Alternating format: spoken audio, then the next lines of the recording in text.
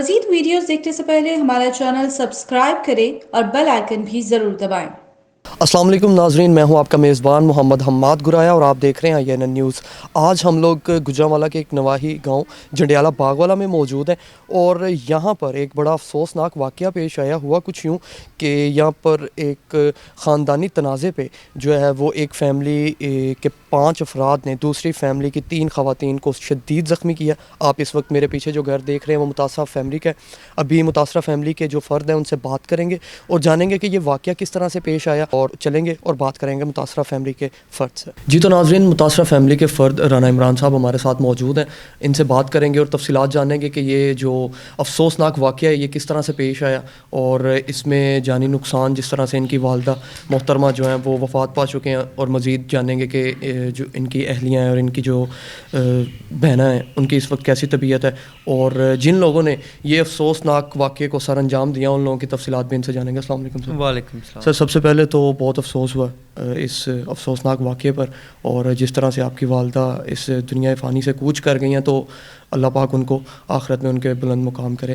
جاننا یہ چاہیں گے کہ سر یہ واقعہ کب پیش آیا اور اس واقعے کے اندر بیسک کون کون لوگ ملوث تھے؟ یہ واقعہ 5 تاریخ کو پیش آیا۔ ہم عشاء کی نماز پڑھنے گئے، میں، ابو، امی اور بیگم ہمشیرہ گھر میں تھی۔ ہمشیرہ میری ہمیں ملنے آئی ہوئی تھی۔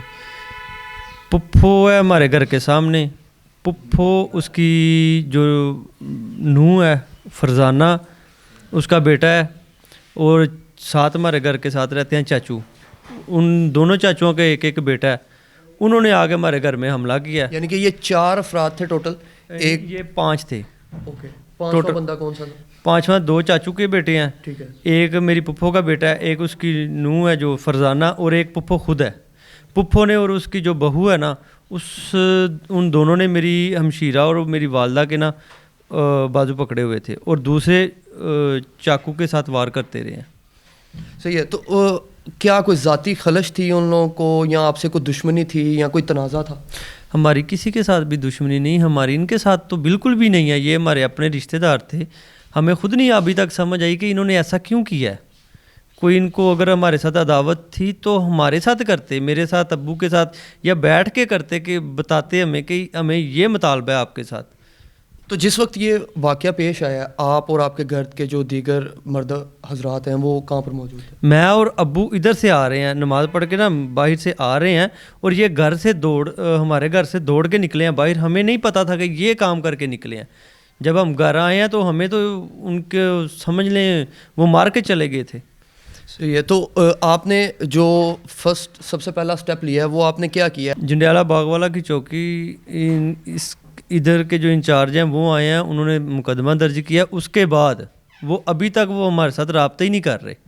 مجھے ایسا لگ رہا ہے یا تو انہوں نے پیسے لے لیے ہیں یا ان کو پیچھے بہت بڑی سفارش ہے جنہوں نے ہمارے ساتھ ایسا کیا ہے۔ اچھا، تو یہ جو فیملی ہے جنہوں نے یہ سارا معاملہ کیا ہے اور یہ اس طرح سے آپ کے گھر میں داخل ہو کے حملہ کیا ہے اور یہ ایک دہشت گردی کا ایک ایکٹ انہوں نے کیا ہے، تو وہ لوگ ابھی رائٹ ناؤ کدھر موجود ہیں؟ یہاں پر ہیں یا کہیں باقی ہوئے ہیں؟ وہ 2-3 گاؤں ہیں ادھر ہیں موجود، لیکن پولیس والے ادھر جا ہی نہیں رہے، ریڈ نہیں کر رہے پولیس والے۔ ٹھیک ہے۔ تو آپ نے SHO جو جنڈیالہ کے جو SHO ہیں ان کے علاوہ ابھی تک کسی ہائر پرسن سے اپروچ کیا ہے کہ ہماری داد رسی کی جائے، ہماری بات سنی جائے؟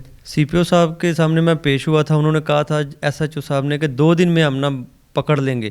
اس بات کو بھی تقریباً ابھی 8 دن ہو گئے ہیں۔ 8 دن ہو گئے ہیں۔ اور یہ واقعہ جو افسوسناک واقعہ پیش آیا اس کو تقریباً ٹوٹل کتنے دن ہو گئے؟ یہ 5 تاریخ کا واقعہ ہے۔ اس تاریخ کے بعد تقریباً 12 تاریخ کو امی چلے گئے ہیں دنیا سے۔ اس کے بعد میری ہمشیرہ کا بازو کٹ گیا، تو میری بیگم کو جو سٹیچز آئے ہیں تقریباً 12 سٹیچز آئے ہیں، 72۔ اس کے باوجود ابھی تک پولیس کوئی رابطہ نہیں کر رہی ہے۔ تو آپ جنڈیالہ چوکی دوبارہ آپ نے رابطہ کیا ہے SHO کے ساتھ، تو ان کا کیا کہنا ہے اس حوالے سے؟ بس وہ پنجابی میں کہتے ہیں لارے لگا رہے ہیں، اس کے علاوہ اور کچھ بھی نہیں ہے۔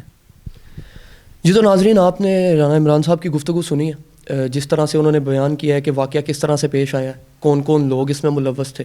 اور واقعہ پیش آنے کے بعد جیسے ہی انہوں نے پولیس حکام کے ساتھ رابطہ کیا ہے تو تاحال ابھی تک پولیس حکام نے کسی بھی قسم کی کوئی کارروائی نہیں کی.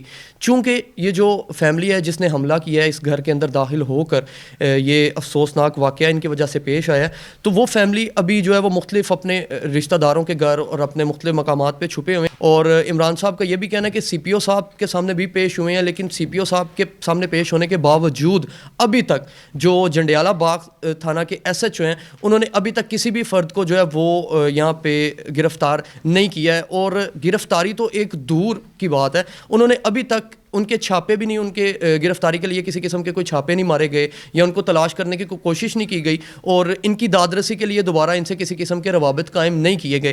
تو یہاں پہ ہماری اعلیٰ حکام سے اپیل ہے کہ برائے مہربانی آپ جس طرح سے گوجرانوالہ کے حالات ہیں, گوجرانوالہ سٹی کے اندر تو پنجاب پولیس بہت زیادہ ایکٹیو ہوئی ہے, اور پہلے بھی ہم اس طرح جنڈیالہ آ چکے ہیں اور اس طرح کے واقعات آپ لوگوں کی نظر ہم کر چکے ہیں اور آپ لوگوں کی نظر سے گزار بھی چکے ہیں کہ یہاں پہ جو نواحی علاقے ہیں گوجرانوالہ کے, جو دور دراز کے گاؤں ہیں, جو قصبے ہیں, یہاں پر لوگ کس طرح سے انصاف کے لیے ابھی تک جو ہیں وہ تڑپ رہے ہیں.